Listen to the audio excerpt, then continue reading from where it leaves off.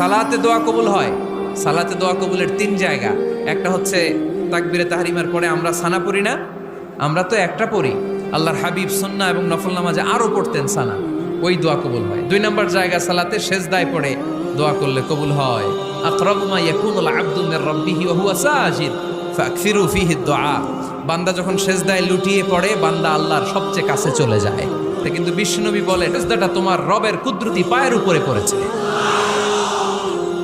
সেজদায় পড়ে দোয়া করেন। সালাম ফিরানোর আগে বিশ্বনবী দোয়া করতেন, লা ইউসাল্লিমান্না আহাদুকুম হাত্তা ইয়াতাআওয়াযা মিন আরবা'a।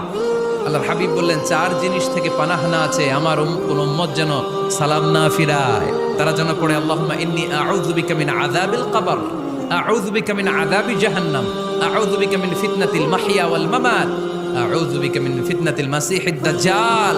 আল্লাহ কবরের আযাব থেকে বাঁচাও, আল্লাহ জাহান্নামের আগুন থেকে বাঁচাও, আল্লাহ জীবন